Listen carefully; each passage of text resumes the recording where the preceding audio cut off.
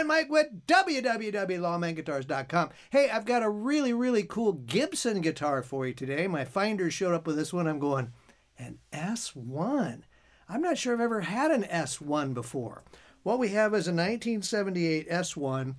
Gibson made the S1 between 1975 and 1980. Now, he thought it was a 1978. He says, I'm pretty sure it's a 1978. I didn't take all this out to check pots or anything, so I'm going to go with a 1978. They only made him that 5 years, so it's one of those years.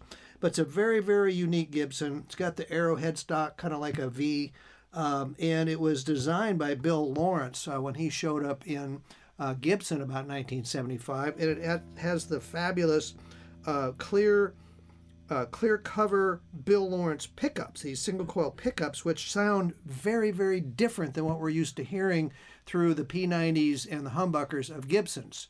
So it's not going to sound like your standard Gibson guitar. Now it's got the harmonica bridge, which they had started doing, and other than that, it's kind of a Les Paul.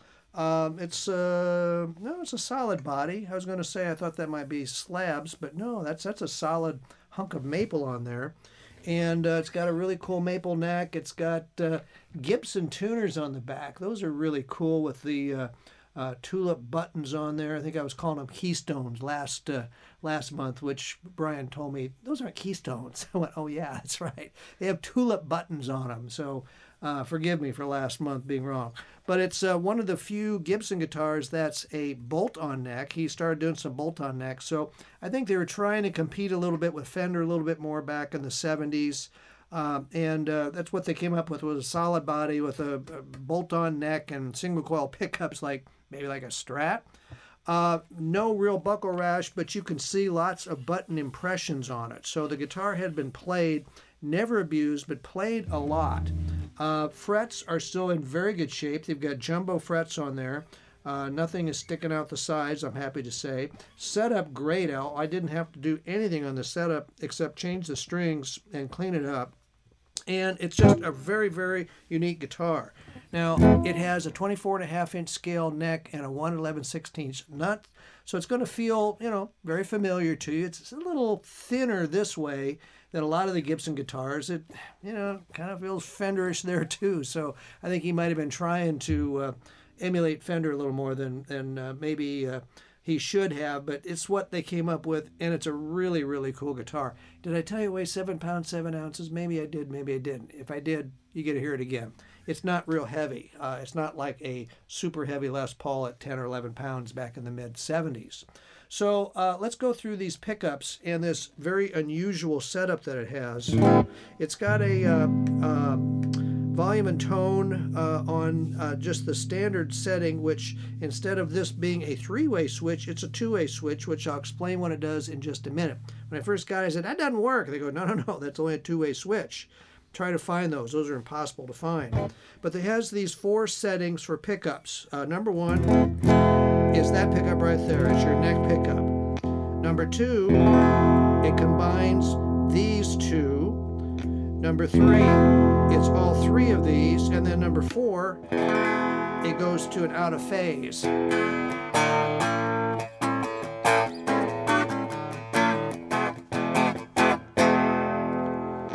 All 3 together, these 2, and this 1.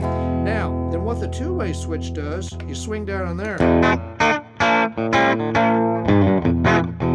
My guess is it's taking this all by itself. That's my guess is what it's doing.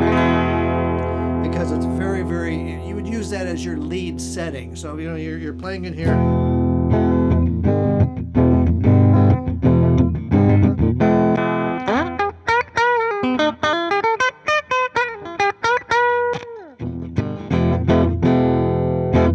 So that's how you would use it, I guess. But it's very unusual. It's, if you had a S1 back in the day and wanted another one, pretty cool guitar. It plays wonderfully. It's got a great neck on it. Plays itself. It's just, like I said, there's a little bit of wear right in here. The guitar was definitely played, but it was probably played at home. I don't think this guitar spent much life out in the world.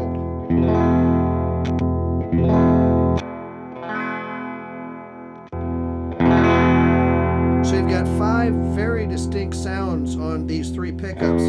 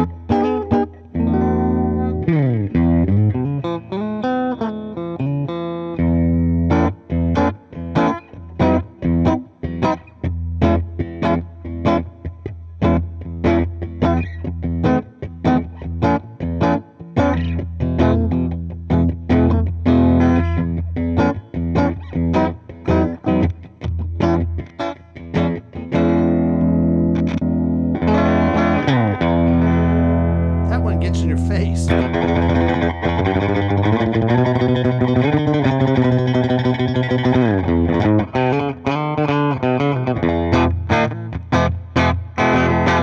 Wow, cool guitar.